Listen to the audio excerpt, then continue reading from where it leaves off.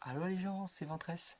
Je vous tourne cette petite vidéo pour vous remercier avec Oala pour notre premier vrai objectif atteint sur Twitch, qui est 100 follow.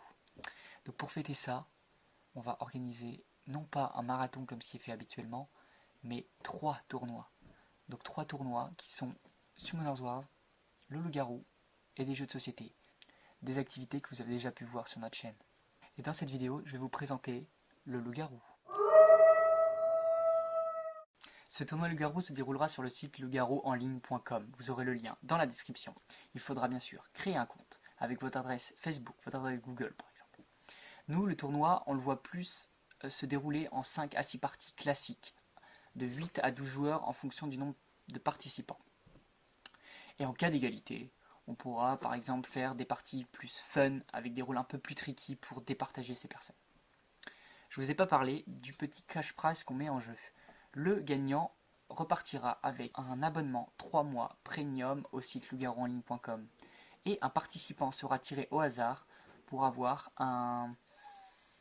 une récompense sur le site également de 350 cristaux. Avec ces cristaux, vous pouvez acheter des tenues pour votre personnage, vous pouvez acheter des immunités pour ne pas mourir premier tour par exemple.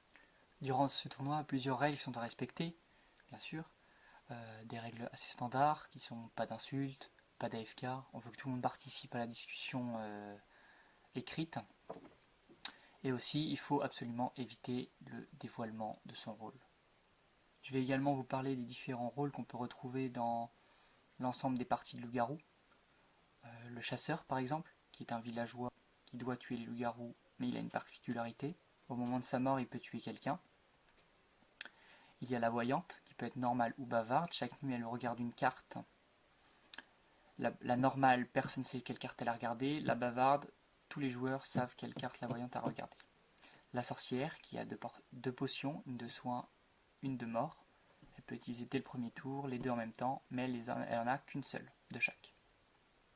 L'enfant sauvage, qui est villageois au départ, mais qui peut choisir d'être loup-garou en choisissant un modèle. Donc il choisit un modèle dès le début de la partie. Si ce modèle meurt, il se transforme en loup-garou. Le père des loups, il peut, une fois dans la partie, infecter sa victime afin qu'elle rejoigne le camp des loups-garous. Et après ça, elle perd son pouvoir. Il y a aussi l'ange, qui est un rôle assez tricky. Lui, il doit mourir au premier vote des villageois. Après, s'il n'est pas mort au premier tour, il devient simple villageois.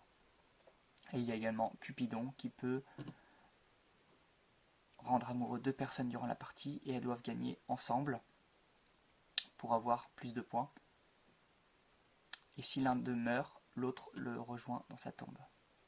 Donc, nous communiquerons prochainement la date du tournoi donc sur notre Discord, sur nos chaînes Twitter ainsi que sur notre chaîne Twitch. Les liens seront dans la description.